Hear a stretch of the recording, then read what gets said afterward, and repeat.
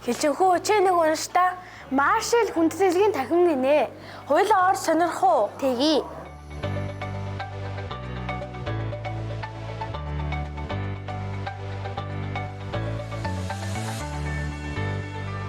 Энэ киноноос үзэж байсан өөрөө шиг гоё юм аа. Аха, маршлуудыг цэрэг хүний хэлдэг гэсэн. Цэрэг хүний хамгийн том цол гинэ. Тийм ээ. Монгол 3 цолтой, маршал цолтой хүн байдаг гэсэн. Тэгэхээр цэргийн хүн болгон маршал болох боломжгүй. Шалгуур өндөртэй цом цол юм гэсэн штэ.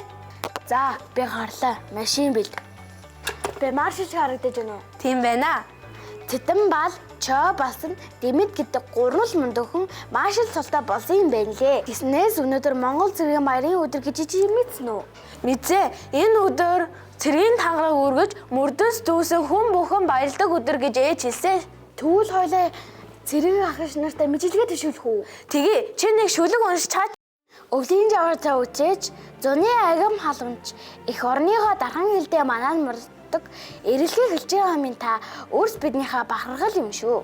Сүүгээ өргөд үлдэхдээ сүлсэн залбирч их орноо даатгадаг инхрийн үрс биднийхээ бахархал болсон илбэрлдээж хилчин бүсгүй та биднийхээ хайр юм шүү.